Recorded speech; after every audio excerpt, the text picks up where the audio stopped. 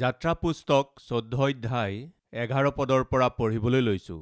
আৰু তেওঁবিলাকে মুচিক ক'লে, মিছৰত মৈদাম নাই নেকি, যে আমি অৰণ্যত মৰিবলৈ তুমি আমাক আনিলা?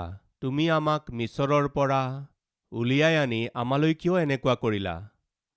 আমি মিছৰতেই তোমাক এই কথা কোৱা নাছিলোনে, যে আমাক মিছৰীয়াহঁতৰ বন্দীকাম কৰিবলৈকে এৰি দিয়া?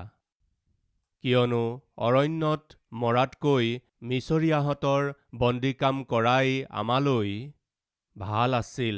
ক'লে, কেনেকুৱা লোক আছিল এওঁলোক বাৰু? কিমান যে মূৰ্খ আছিল এওঁলোক!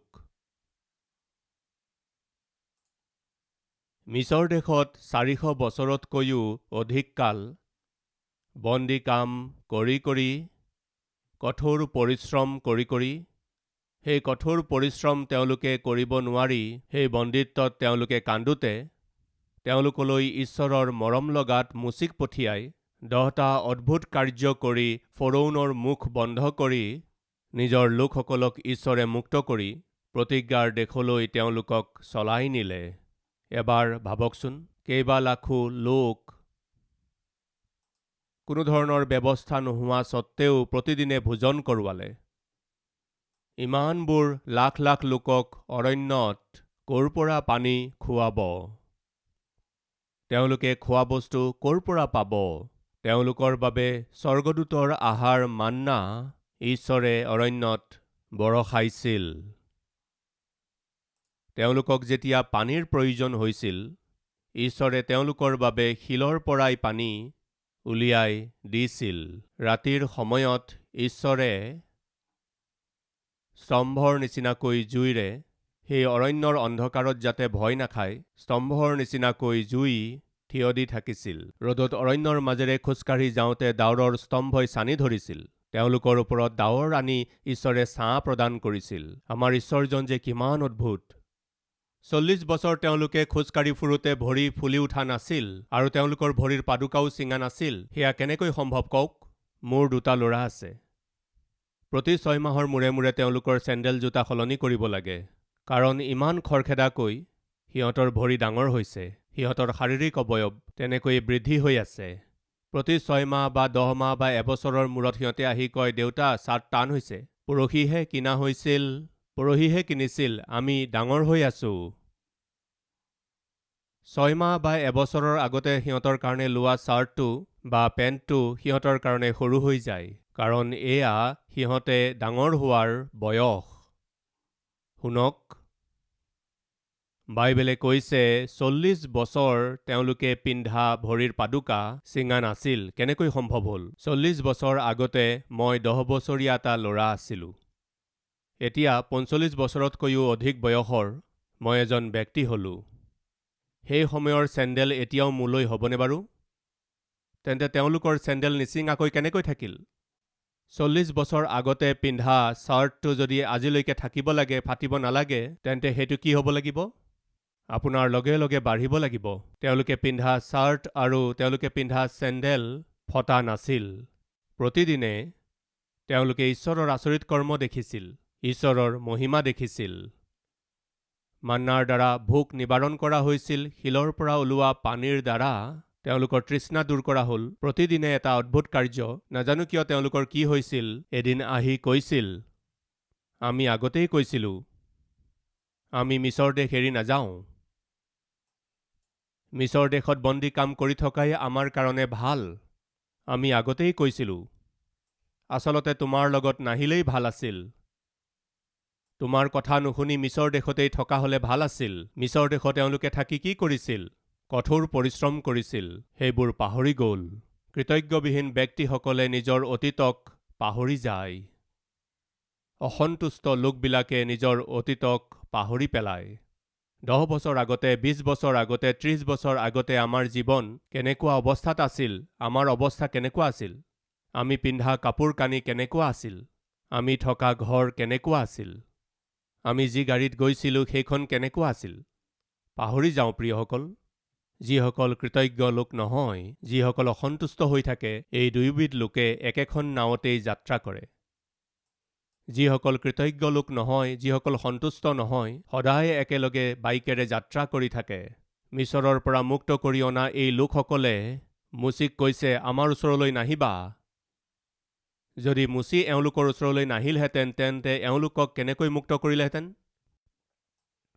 মিছৰ দেশত মৈদাম নাছিল নেকি যে আমাক ইয়ালৈ লৈ আনিছা? আমাক সকলোকে একেলগে ইয়াত মৈদাম দিবলৈ আনিছা নেকি? আমি তোমাক আগতেই কৈছিলোঁ, আমাৰ ওচৰলৈ নাহিবা। কিমান যে মূৰ্খ আছিল এওঁলোক। কাৰণ জানেনে বাৰু? কৃতজ্ঞতাবিহীন লোক আছিল। তেওঁলোকৰ যি আছিল সেইবোৰত তেওঁলোক সন্তুষ্ট হোৱা বিধৰ লোক নাছিল। পিছফালৰ পৰা ফৰোনে নিজৰ সেনাবিলাকৰ সৈতে আহি আছিল আৰু তেওঁলোকৰ সন্মুখত চুপ সাগৰ আছিল। সন্মুখৰ চুপ সাগৰ আৰু পিছফালৰ ফৰোনৰ সেনাবিলাকৰ মাজত এই ইছৰাইলী লোকসকল আছিল। এতিয়া তেওঁলোকে কি কৰিছিল জানেনে? ঈশ্বৰৰ ফাললৈ চালে আৰু প্ৰাৰ্থনা কৰিলে। চাওকচোন বাইবেলত কি আছে, 10 নম্বৰ পদ। পাছে ফৰোন ওচৰ চাপিলত ইজৰাইলৰ সন্তানবিলাকে চকু তুলি চাই দেখিলে যে তেওঁবিলাকৰ পাছে পাছে মিছৰীয়াহঁত আহিছে। তাতে ইছৰাইলৰ সন্তানবিলাকে অতিশয় ভয় পাই কাটৰোক্তি কৰিলে, পিতৃ পিতৃ, আমাৰ হৈ গ'ল আৰু সন্মুখত চুপ সাগৰে বাধা দিছে আৰু পিছফালে ফৰোনৰ সেনাবিলাকে আমাৰ পাছ লৈছে। আমি ফচি গ'লো। সোঁৱে বাওঁৱে পৰ্বতবিলাক আছে। আমি ৰক্ষা পোৱাটো টান হ'ল পিতৃ, আমি ফাঁচি গ'লো। ঈশ্বৰৰ আগত কাটৰোক্তি কৰিলে। যদি ঈশ্বৰৰ আগত কাটৰোক্তি কৰিছিল তেন্তে উত্তৰলৈ অপেক্ষা কৰিব লাগে। যিসকলে ঈশ্বৰৰ আগত কাটৰোক্তি কৰে তেওঁলোকক উত্তৰ দিয়ালৈকে তেওঁলোকে নিজৰ বিশ্বাসক, আত্মিকতাক আৰু নিজৰ মুখক যত্নেৰে ৰাখিব লাগে নহয়। শুনক, যিসকল লোক কৃতজ্ঞতাবিহীন, যিসকল লোক অসন্তুষ্ট হৈ থাকে, ওপৰে ওপৰে তেওঁলোকে প্ৰাৰ্থনা কৰে, কিন্তু তেওঁলোকৰ হৃদয় অসন্তুষ্টিৰে পৰিপূৰ্ণ হৈ থাকে। ওপৰে ওপৰে ভক্ত যেন দেখাই, প্ৰাৰ্থনা কৰা লোক যেন দেখা পোৱা যায়, ওপৰে ওপৰে ঈশ্বৰৰ সৈতে সম্বন্ধ থকাৰ নিচিনা দেখুৱাই, কিন্তু ভিতৰি ভিতৰি অসন্তুষ্টিৰে পৰিপূৰ্ণ হৈ থাকে। সাৱধানতাৰে চালে দেখিব, পিছে পিছে ফৰোনৰ সেনা যেতিয়া আহি আছিল আৰু সন্মুখত যেতিয়া চুপ সাগৰ আছিল, তেওঁলোকে ঈশ্বৰৰ আগত কাটৰোক্তি কৰিলে। কাটৰোক্তি কৰিলে ঈশ্বৰে উত্তৰ দিব নহয়। ঈশ্বৰৰ আগত কাটৰোক্তি কৰাৰ পাছত, প্ৰাৰ্থনা কৰাৰ পাছত তেওঁলোকে মুচিক কৈছে, এতিয়া তোমাৰ সৈতে আমাৰ আৰু কোনো কাম নাই। আমি মিছৰ দেশত মিছৰীয়াবিলাকৰ বন্দী কাম কৰি থকাই আমালৈ ভাল। আমি উভতি গুচি যাম। ফৰোনৰ যে সেই সেনাবোৰ আহি আছে, সিহঁতৰ লগত আমি গুচি যাম। ইয়াক কি বুলি কয় জানেনে? কুকুৰৰ নেজ বেকা। এওঁলোকৰ বুদ্ধিও বেকা বুদ্ধি। আমি ঈশ্বৰৰ আগত কাটৰোক্তি কৰিলোঁ, ঈশ্বৰৰ আগত প্ৰাৰ্থনা কৰিলোঁ। সেইকাৰণে এতিয়া আমি নুভুৰভুৰুৱাকৈ, নবকবকুৱাকৈ, হৃদয়ত ডাঙৰ এটা বিশ্বাসেৰে সৈতে ঈশ্বৰৰ এটা আচৰিত কাৰ্য আমি এতিয়া চকুৰে দেখা পাম এই বুলি ভবা হ'লে তেওঁলোকে জীৱনত কোনোপধ্যেই নুভুৰভুৰালেহেঁতেন। ভাই ভনীসকল, সাৱধানতাৰে শুনক। আপোনাৰ ঘৰত সাধাৰণতে স্বামী হ'ব পাৰে, পত্নী হ'ব পাৰে, কাজিয়া কৰাৰ, যুদ্ধ কৰাৰ আচল কাৰণ কি জানেনে? কৃতজ্ঞতাবিহীন হোৱা। স্বামী হ'ব পাৰে, পত্নী হ'ব পাৰে, ঘৰত হাই কাজিয়া কৰিবৰ বাবে মতানৈক্য হোৱাৰ মুখ্য কাৰণ কি হয় জানেনে? সন্তুষ্ট নোহোৱা। নাজানো এয়া কি যে বেমাৰ। ঈশ্বৰে যিয়েই দিয়ক, যিমানেই দিয়ক, সদায় কান্দিয়েই থাকে। লিষ্টখন আমি দেখিছোঁ নহয়।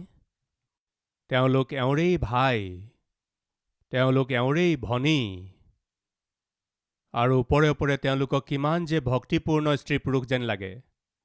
এফালে প্ৰাৰ্থনা কৰে, এফালে গীৰ্জালৈ আহি থাকে, আৰু এফালে বাক্য পঢ়ি থাকে, আৰু আনফালে মুখেৰে বেয়া কথা কৈ পৰিয়ালবোৰ ধ্বংস কৰা স্বামী স্ত্ৰী কিমান যে আছে।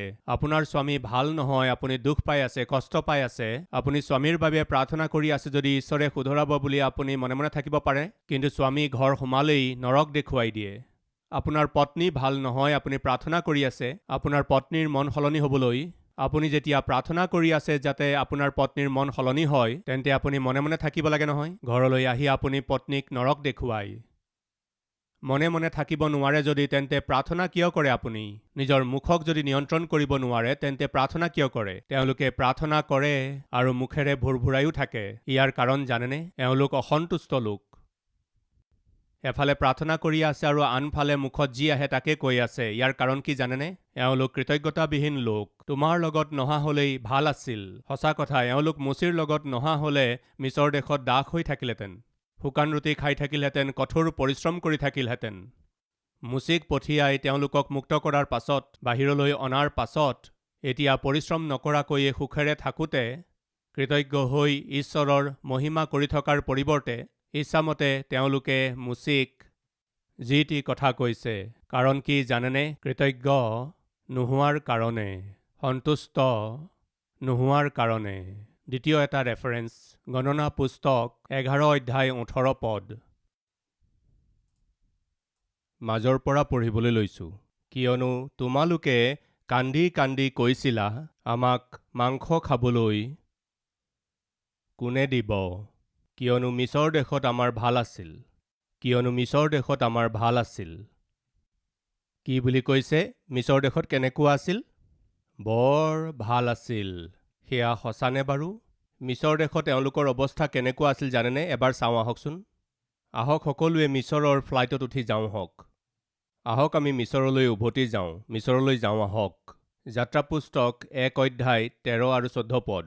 ইজৰাইলৰ সন্তানবিলাকক নিৰ্দয়ৰূপে বন্দী কাম কৰাই, বোকা, ইটা আৰু পথাৰৰ সকলো বিধৰ টান কামৰ দ্বাৰাই সিবিলাকৰ জীৱনত তিতা লগালে। সিহঁতে সিবিলাকক যি যি বন্দী কাম কৰাইছিল, সেই সকলোকে নিৰ্দয়ৰূপে কৰাইছিল। তেওঁলোকৰ জীৱনত তিতা লগাইছিল। মানুহ এজনৰ জীৱনত তিতা লাগিলে কি ভাবে তেওঁ জানেনে বাৰু? মৰি গ'লেই ভাল আছিল।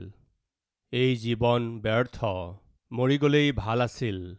ব্ৰাদাৰ্ছ, এয়াই হৈছে আমাৰ লোকসকলৰ বেকগ্ৰাউণ্ড। এয়াই আছিল আমাৰ মানুহৰ অতীত জীৱন।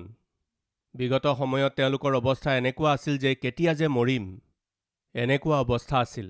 তাৰ পিছত 2 অধ্যায়ৰ 23 নম্বৰ পদটো পঢ়িছোঁ। বহুকালৰ পাছত মিছৰৰ ৰজাৰ মৃত্যু হ'ল। পাছে ইছৰাইলৰ সন্তানবিলাকে বন্দী কামৰ নিমিত্তে হুমুনিয়াহ চাৰি কাটৰোক্তি কৰিবলৈ ধৰিলে। তাতে বন্দী কামৰ নিমিত্তে কৰা সিবিলাকৰ সেই কাটৰোক্তি ঈশ্বৰলৈ উঠিল।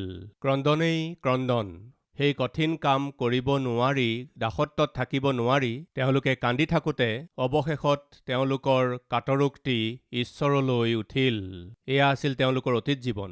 অতীতক আমি যেতিয়া পাহৰি পেলাওঁ, তেতিয়া কৃতজ্ঞ মন এটা হেৰুৱাই পেলাওঁ। অতীতত আমাৰ অৱস্থা কেনেকুৱা আছিল? ঈশ্বৰে আমাক কোনটো শিলেৰে, কোনডাল কাঠেৰে, কেনেধৰণেৰে ঈশ্বৰে আমাক চলাই আনিলে, সেই কথা আমি যেতিয়া পাহৰি পেলাওঁ, তেতিয়া আমি অহংকাৰ কৰোঁ। তেওঁলোকে মুচিক আহি কৈছে, আমি মিছৰ দেশত খাই থকা মাংসবিলাক মনত পৰিছে। নাজানো সেয়া মটন বিৰিয়ানী নে চিকেন বিৰিয়ানী আছিল। তাত থকা হ'লেই ভাল আছিল। তাত আমাৰ সকলোবিলাক ভাল আছিল। কিনো ভাল আছিল? কঠিন পৰিশ্ৰম কৰিব লগা হৈছিল। তেওঁলোকে ইয়াকেইতো কৰি আছিল তাত। বুজিবলৈ চেষ্টা কৰকচোন। ঈশ্বৰে তেওঁলোকৰ বাবে প্ৰতিজ্ঞাৰ দেশখন প্ৰস্তুত কৰিছিল। তেওঁলোকক নেতৃত্ব দিবলৈ ঈশ্বৰে এজন নেতাও দিলে। দিনে ৰাতিয়ে তেওঁলোকৰ সৈতে ঈশ্বৰ লগত আছিল। দিনৰ ভাগত ডাৱৰৰ টুকুৰা হৈ আৰু ৰাতি অগ্নিৰ স্তম্ভ হৈ এওঁলোকক পৰিচালনা কৰিছিল, এওঁলোকৰ ভৰণ পোষণ কৰিছিল। পান কৰিবলৈ পানী দিছিল, একোৰে অভাৱ নোহোৱাকৈ সকলোবোৰ দি আছিল। এই লোকসকলক প্ৰতিজ্ঞাৰ দেশলৈ যেতিয়া লৈ গৈ আছিল, তেতিয়া এওঁলোকে কি কৰিছিল কওকচোন? কৃতজ্ঞ হৈ কৈছিল, পিতৃ, আপোনাৰ নিচিনা ঈশ্বৰ এই জগতত কোন আছে? অন্য কোনো ধৰণৰ আধাৰ নোহোৱাকৈ ইমান লাখ লাখ লোকক ভৰণ পোষণ কৰিব পৰা ঈশ্বৰ আপোনাৰ বাহিৰে আৰু কোন আছে? এইদৰে ঈশ্বৰৰ স্তুতি কৰি কৰি তেওঁলোকে খোৱা আহাৰৰ নিমিত্তে আৰু পানীৰ নিমিত্তে ঈশ্বৰৰ স্তুতি কৰি কৰি কৃতজ্ঞ মনোভাৱেৰে এই লোকসকলে প্ৰতিজ্ঞাৰ দেশত প্ৰৱেশ কৰিব লাগিছিল। কিন্তু বাৰে বাৰে তেওঁলোকে বকবকালে, বাৰে বাৰে এওঁলোকে ভোৰভোৰাই থাকিল। ঈশ্বৰৰ মন তিতা লগাই দিলে। যিসকল লোক কৃতজ্ঞ নহয়, তেওঁলোকে ঈশ্বৰৰ মন তিতা লগায়। যি আছে তাতে সন্তুষ্ট হ'ব নোৱাৰা লোকসকলে বকবকাই থাকে, ভোৰভোৰাই থাকে, ভোৰভোৰাই থাকে। আছে নেকি কোনোবা আমাৰ মাজত এইদৰে বকবকাই থকা, ভোৰভোৰাই থকা, অনবৰতে খং কৰি থকা? সকলোবোৰ হোৱা স্বত্তেও, সকলোবোৰ পোৱাৰ পিছতো যেন একোৱেই নাই, এইদৰে শাপগ্ৰস্ত জীৱন যাপন কৰা লোক কোনোবা আছে নেকি? সেইজন কোন জানেনে আপুনি? তেওঁ কোৰহৰ সন্তান। কোৰহ আৰু কোৰহৰ সন্তানবিলাক এনেকুৱাই। তৃতীয়টো ৰেফাৰেন্স, গণনা পুস্তক 14 অধ্যায়ৰ 1 পদৰ পৰা। পাছে গোটেই মণ্ডলীয়ে বৰকৈ এৰাও কৰিলে। সেই ৰাতি লোকবিলাকে কান্দিলে আৰু ইছৰাইলৰ সন্তানবিলাকৰ সকলোৱে মুচি আৰু হাৰুণৰ অহিতে বকিবলৈ ধৰিলে আৰু গোটেই মণ্ডলীয়ে তেওঁলোকৰ আগতে ক'লে, হাই হাই, আমি মিছৰ দেশতে মৰা হলে নাইবা এই অৰণ্যতে মৰা হলে কেনে ভাল আছিল। জিহুৱাই আমাক তৰোৱালৰ ধাৰত পেলাবলৈ আৰু আমাৰ ল'ৰা তিৰোতাবোৰক লুট কৰাবলৈ এই দেশলৈ আমাক কিয় আনিছে? মিছৰ দেশলৈ উলটি যোৱা জানো আমাৰ ভাল নহয়? আমি মিছৰ দেশলৈ উভতি যোৱাটো জানো আমাৰ কাৰণে ভাল কথা নহ'ব? কেনেকুৱা যে ক্ৰন্দন! মিছৰত থাকোঁতে বেলেগ ক্ৰন্দন। মিছৰ দেশৰ পৰা তেওঁলোকক ঈশ্বৰে মুক্ত কৰি প্ৰতিদিনে যত্ন লৈ আগবঢ়াই নিওঁতে কৃতজ্ঞ নহৈ তৃপ্ত নহৈ বেলেগ ধৰণৰ ক্ৰন্দন কৰিছে। এইদৰে কৃতজ্ঞতাবিহীন হৈ অসন্তুষ্ট হৈ ইতিমধ্যে লাভ কৰা আশীৰ্বাদবোৰ সমস্ত মনেৰে অনুভৱ নকৰাকৈ যেতিয়াই তেতিয়াই বকবকাই ভোৰভোৰাই থকাত ঈশ্বৰে কি কৰিলে জানেনে বাৰু? এই সকলোকে অৰণ্যত বিনাশ কৰি পেলালে।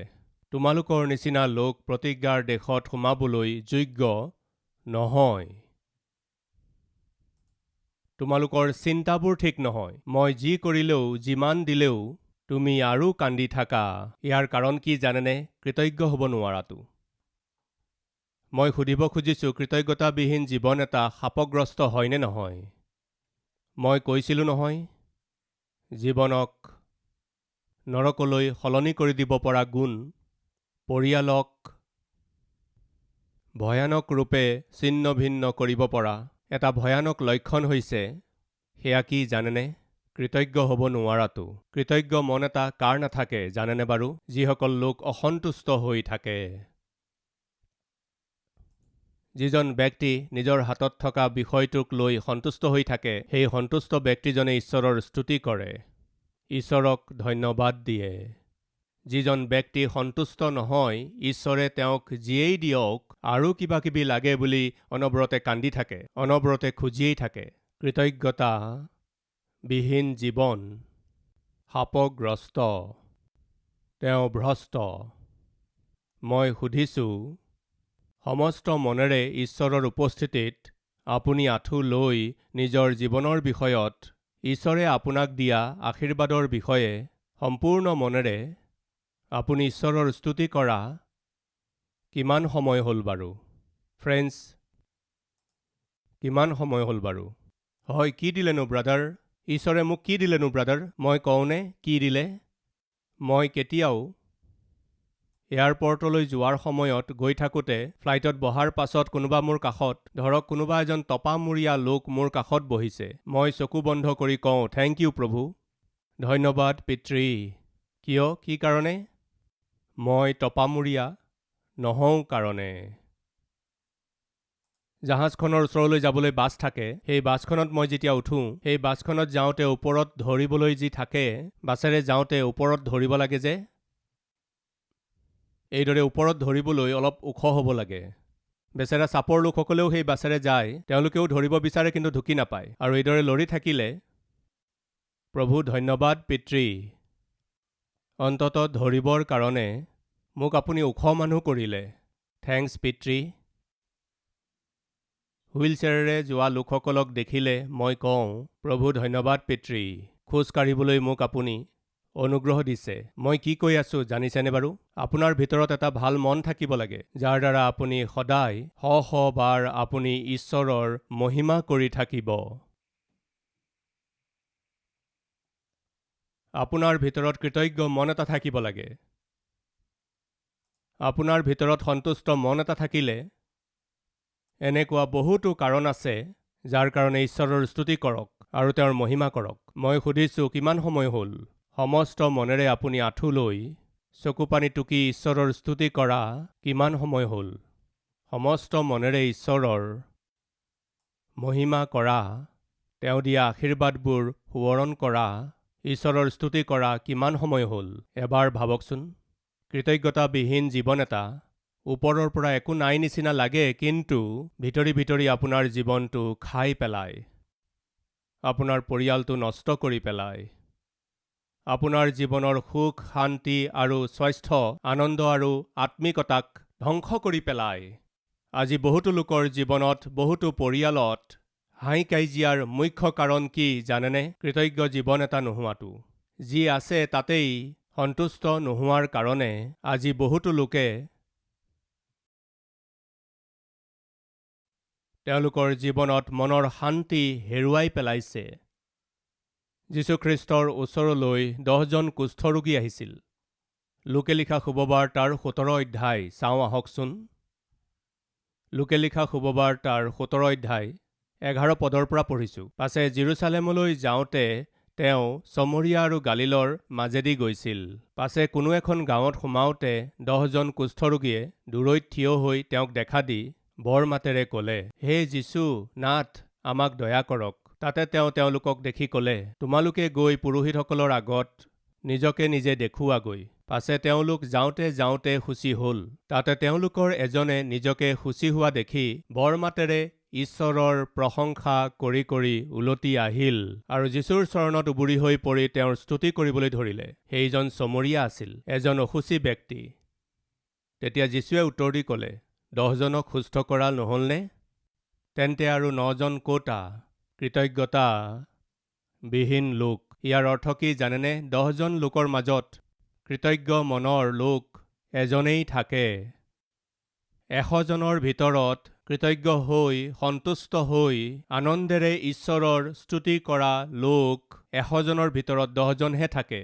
10জনৰ ভিতৰত এজনহে থাকে। আজি মোৰ প্ৰশ্ন হৈছে, সেই 10জনৰ ভিতৰত কৃতজ্ঞ আৰু সন্তুষ্ট সেই এজন ব্যক্তিৰ নিচিনা আপুনি হয়নে? ঈশ্বৰে যিমানেই কৰক সন্তুষ্ট নোহোৱা, স্তুতি কৰিব নোৱাৰা সেই 9জন কুষ্ঠৰোগীৰ নিচিনা আপুনিও এজন। এবাৰ ভাবকচোন। তেতিয়া প্ৰভুৱে এটা বৰ সুন্দৰ কথা কৈছিল। কি কৈছিল চাওঁ আহকচোন। 19 পদ। পাছে তেওঁ তেওঁক ক'লে, উঠি যোৱা, তোমাৰ বিশ্বাসেই তোমাক ৰক্ষা কৰিলে। তোমাৰ বিশ্বাসেই তোমাক ৰক্ষা কৰিলে। সুস্থ হৈ গ'ল এই শব্দটোক ইব্ৰী ভাষাত ইয়াৰ অৰ্থ কি জানেনে? সম্পূৰ্ণৰূপেৰে সুস্থ হৈ গ'ল। পুনৰাই সেই বেমাৰ আকৌ নহ'ব। সুস্থতা পাই গ'ল। তাৰ অৰ্থ এনেকুৱা, যি আছে তাকেই লৈ সন্তুষ্টিৰে জীৱন কটাওক। কৃতজ্ঞ হৈ থাকক। সেয়াই আপোনাক ঈশ্বৰৰ অতি ওচৰ চপাই আনিব। কৃতজ্ঞ হৈ জীৱন কটাওক। এনেকুৱা জীৱন মোক লাগে বুলি কোৱাসকলে নিজৰ হাত প্ৰভুক দেখুৱাবনে? পবিত্ৰ পিতৃ ঈশ্বৰ অতি স্পষ্ট আৰু পোনপটীয়াকৈ আমাক কথা কৈ, মানুহে যে কেনেকৈ কৃতজ্ঞ জীৱন যাপন নকৰি নিজকে নিজে জ্ঞানী বুলি ভাবি মূৰ্খৰ নিচিনা হৈ পৰিছে, মানুহে যে নিজৰ জীৱনক কেনেকৈ নৰকৰ নিচিনা কৰি তুলিছে, সকলো থকাৰ পাছতো একোৱেই নাই যেন ভাবিবলৈ চেষ্টা কৰাইছে, আপোনাৰ স্তুতি নকৰিবলৈ বাধ্য কৰিছে, আমাৰ সন্তুষ্টি নোহোৱা কৰিছে। সেইদিনা শয়তানে যেনেকৈ অৰণ্যত ইছৰাইলী লোকসকলক বকবকুৱালে, ভুৰভুৰুৱালে আৰু প্ৰতিজ্ঞাৰ দেশত যাতে তেওঁলোক গৈ নাপায়, এনেকুৱা কৰি দিলে যে প্ৰবঞ্চনা কৰি কৃতজ্ঞতাবিহীন কৰিলে, তেনেকৈয়ে আজিও বহুতো লোকৰ জীৱনত আৰু পৰিয়ালত কৃতজ্ঞতা জনোৱাৰ পৰিস্থিতি আৰু সন্তুষ্টিৰ মন এটাক শয়তানে কেনেকৈ দূৰ কৰিলে, কিমান মানুহে যে ঈশ্বৰ সকলোবোৰ থকা সত্ত্বেও একো নথকাৰ নিচিনা ব্যৱহাৰ কৰিছে। এনেকুৱা অৱস্থাৰ পৰা আমাক মুক্ত কৰক। আমাৰ যি আছে তাতেই সন্তুষ্ট হৈ, কৃতজ্ঞ হৈ, আপুনি আমাক যি দিব বিচাৰিছে সকলো আশীৰ্বাদ পোৱাৰ সৌভাগ্য আমাক দিয়ক বুলি কৈ যীশুৰ নামত মাগিছো পিতৃ। আমেন।